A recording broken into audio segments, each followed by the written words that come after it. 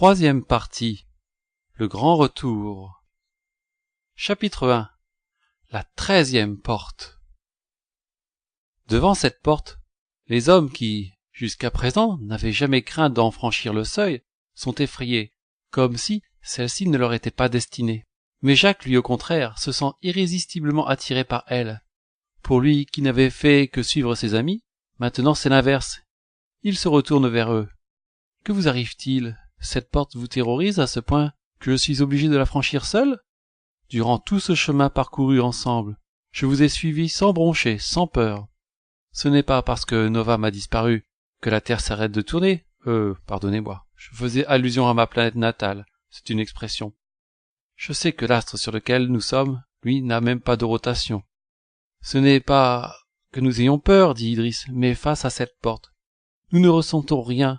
Nous n'avons pas la moindre idée de ce qu'il y a derrière. Nous avons le sentiment que toi seul dois savoir ce que nous trouverons. Ta mission est de l'ouvrir. Alors, Idriss pose sa main sur le voile, qui reste aussi infranchissable qu'un bloc de granit, et dit « Tu vois, Jacques, je ne suis pas celui qui peut ouvrir cette porte. » Jacques le sait bien. S'approchant de la porte, il pense à tout le voyage, à ce matin du 11 août 1999, si loin derrière, puis cette rencontre avec cette femme dans ce vaisseau inhospitalier, Aqualus, cette femme parfaite, celle qui vivre dans son cœur, alors qu'il y a bien des mois, peut-être des années, qu'elle a disparu. Pourquoi, si près d'avoir atteint l'amour parfait, celui-ci a-t-il disparu subitement, ne laissant que la trace d'un idéal à conquérir? Depuis ce jour où il est parti, tout fut à reconstruire, laissant deux hommes touchés par une maladie qui surprend, un jour, sans prévenir. Depuis, il est parti à la recherche d'un ennemi qui semble lui échapper, et sa quête le conduit ici. Les Goloks semblent bien oubliés maintenant, mais il s'est passé beaucoup d'événements depuis son départ de Lunis, avec Starker et son équipage. Ils ont trouvé Noès, qui leur apporte sa pensée pure, puis ils ont découvert Novam, un véritable sage de ligne directe des dictateurs, qui après tant d'années, solitaire face à lui-même, leur a transmis tout son savoir, comme une vocation primaire. Novam inspire Jacques, et cette phrase lui revient. « Trouve l'amour, et tu retrouveras Aqualus. » Et Jacques se dit, « Cette porte est le dernier maillon qui nous mènera vers l'amour. » Et, aux hommes réunis devant lui, il dit, « Chers amis, j'ouvre cette 13e porte pour laquelle nous ferons le grand saut vers l'amour, qui nous fait vivre, qui nous fait agir. » Jacques pose sa main sur le voile, encore solide, et comme s'il prononçait une formule magique, il dit « Par la force de nos cœurs, de notre conscience, j'ouvre la voie directe à l'amour, qui est la vérité parfaite. » Et soudain, sa main traverse doucement le voile, qui s'est laissé attendrir par ces paroles. « Passez, dit-il à ses compagnons, je veux m'assurer que tous sont entrés avant de vous rejoindre. » Alors, chacun avance devant la porte et Jacques leur dit au fur et à mesure qu'ils s'y engagent. « Lance-toi, Carly, aie confiance en ta foi, qui t'a fait traverser ta porte sans encombre. Nab, Starker est toujours avec toi. Sésame, apporte avec toi toute la nourriture nécessaire à notre travail. Yes, navigateur, donne-nous la direction durant notre traversée. Argousin, ta vue nous permet de traverser tous les voiles et d'en découvrir la vérité. Idriss, l'eau que tu nous fais boire est celle de la vie. Continue à nous en abreuver. Sophis, par toi nous guérissons les plaies de tous ceux qui souffrent. L'espace, le temps sont des dimensions bien trop limitées pour être contenues dans l'univers où tu nous emmènes, Rodulphe. Watt, par toi et la force, allume le feu de notre esprit. Alov Jaman, le meilleur des pilotes, guide-nous vers notre but. Camis, je termine par toi, car ta connaissance du vaisseau que nous avons ensemble symbolisé a permis notre union dans la construction de notre œuvre. Je t'invite à passer le dernier. Aide-nous, par ton pouvoir de mobilité, à nous rendre au cœur de notre but. Ainsi seul, Jacques regarde une fois encore la grande galerie d'où ils sont tombés. Il a une pensée pour tous, puis disparaît à l'intérieur de la porte de lumière. Une fois à l'intérieur, c'est la chute. Il plonge dans un tunnel sombre, ne voyant ni ses amis, ni les murs qui l'entourent certainement. Jacques se dit, sentant l'accélération prodigieuse. Mais où vais-je m'écraser ainsi? Mais dans quoi sommes-nous tombés? Le grand plongeon a une vitesse considérable et semble interminable, sans qu'il ne puisse rien maîtriser. L'échauffement de l'air sur son corps finit de purifier le peu de souillure qui pourrait encore rester en son âme. Mais à ce moment, il ralentit progressivement, et au bout se retrouve projeté dans une vaste salle, à peine éclairée par quelques pierres phosphorescentes. Là, il se retrouve en suspension, en état d'apesanteur. Ses amis sont debout, les pieds sur la face intérieure d'une sphère qui forme un vacuum.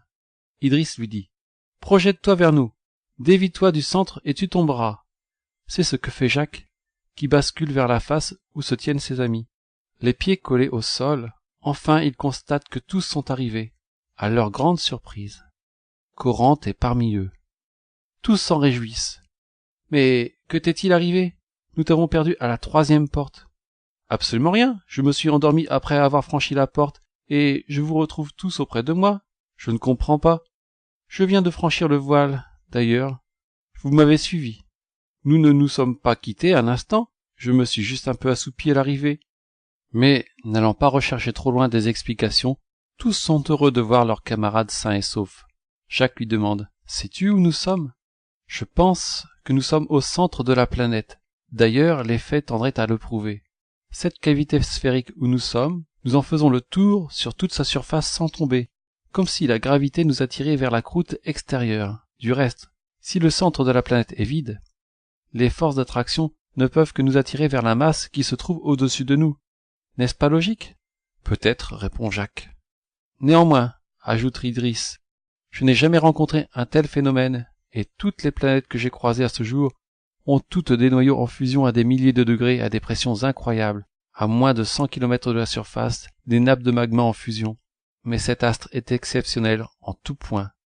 Mais Argousin les interrompt, car il vient de percevoir une chose curieuse. Mes amis, nous posons nos pieds sur de la glace. Je ne sais pas si vous avez remarqué, mais cet endroit est très froid. Si nous ne faisons rien, nous allons tous mourir gelés. Alors Jacques demande à Watt s'il peut réchauffer par sa force l'atmosphère, ce qu'il fait aussitôt. Mais Argousin insiste. Je perçois sous la glace des formes humaines. Elles sont comme congelées. Je suis sûr, dit Idriss, que ce sont les êtres vivants que j'avais repérés dans mon détecteur, depuis bien longtemps. Jacques alors se souvient de la vision de Alov Jaman. Ce sont certainement les femmes que tu avais vues, Alov. Vite, il faut les sortir de là. Watt, tu saurais faire fondre la glace pour rechercher ces âmes enfouies sous nos pieds? Je pense. Argousin, combien dénombre-tu de créatures? Il y en a 12. Alors que chaque membre de l'équipage me rejoigne, ordonne Alov Jaman. Tous se rapprochent de leur ami, et il les fait mettre en cercle. Jacques les observe, mais ne participe pas. Puis, Watt de ses bras irradie ses amis, qui dirigent ensuite leurs regards et les mains vers la glace. Ainsi, une force paraît se dégager, et Jacques voit les corps remonter progressivement vers la surface. Chaque membre semble extraire une forme humaine. Leurs mains se lient au corps qu'ils remontent. Enfin, chaque homme tient dans ses bras un être encore inconscient. La force qui émane de Watt finit de les réchauffer. Jacques voit maintenant 2 fois 12 êtres réunis ensemble, enlacés comme des amants parfaits. Leur union dure avant que les corps extraits de la glace ne reprennent vie à ses yeux et se mettent à respirer. 12 femmes, toutes prisonnières de la glace, enfin délivrées. Chaque homme tient dans ses bras une créature qui paraît reprendre vie. On dirait que chacune ressemble à celui qui la soutient. Comme si l'âme sœur tant espérée était aujourd'hui une réalité. Le bonheur se lit dans le visage de chacun, et les premiers yeux commencent à s'ouvrir. La vie reprend ses droits, et, quelques instants plus tard, toutes se redressent et la première des femmes se met à parler. « De notre sommeil de glace, vous nous avez délivrés. Nous vous attendions depuis longtemps, très longtemps. Mais aujourd'hui, un monde se relève. Qui est votre chef ?» Tous indiquent Jacques. Cette femme, très belle, aux yeux d'un noir profond, est celle qu'Alofjaman a soutenue et recueillie. C'est la femme d'un chef. Elle semble très sûre d'elle. Noble étranger, d'où viens-tu? Qui t'a envoyé jusqu'ici? Je suis un terrien, et personne ne m'a conduit à vous. La femme se rapproche de Jacques et voit sous l'étoffe de sa chemise déchirée un objet métallique qu'elle saisit dans ses mains et dit « C'est celui qui t'a donné cette clé qui t'a guidé jusqu'ici. Car je sais à qui elle appartient. Je le connais, s'il t'a choisi, c'est que tu es l'élu, celui qui assistera au miracle de l'amour. Tu as guidé les hommes jusqu'ici, et enfin tout se rassembler. Maintenant nous allons pouvoir célébrer notre union dans la triple force, encore en sommeil. Ce qui n'a pas pu être révélé dans le passé va l'être maintenant. » Jacques ne comprend pas trop, mais les hommes, eux, n'ont rien à chercher, car ils ont trouvé. Leur nouvel amour paraît les inonder d'un savoir que Jacques ne peut déceler. De tout ce chemin parcouru depuis cette route barrée par un talus, se dit-il, je ne sais rien, je suis le témoin de bien des événements, mais ma connaissance est celle de mon ignorance. La femme qui avait pris la parole ressent le questionnement de Jacques et lui dit « Ne t'en fais pas, Jacques, tu es un bienheureux, ta sagesse, ta simplicité, ton ignorance font de toi un élu de premier ordre. Tu vas avoir l'avantage d'assister à l'événement le plus important que l'univers ait connu depuis sa création. Cela fait si longtemps que nous attendions cet instant, alors ne perdons plus un seul instant. » Jacques ne connaît pas cette femme. Il ne sait pas quel est son but.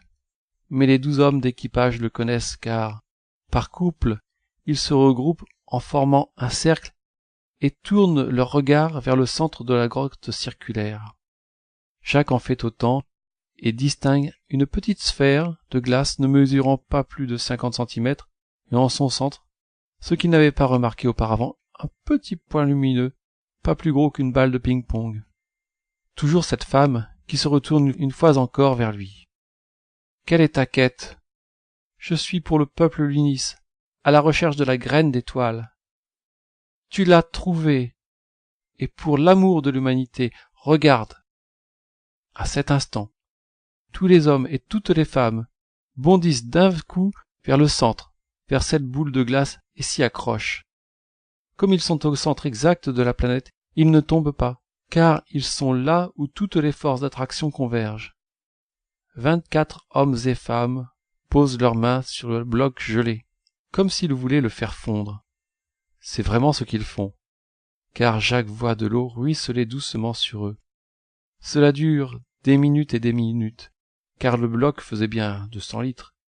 Il faudra des heures pour le réduire en eau totalement. Mais pas un ne lâche à aucun moment la sphère. Ainsi, très lentement le bloc de glace se réduit. Jacques ne comprend pas trop où ils veulent en venir. Mais il est serein, et contrairement à ici, ces femmes lui inspirent parfaitement confiance, de la même façon que ces hommes qui l'ont accompagné tout au long de ce voyage. La sphère glacée ne mesure plus que 10 centimètres.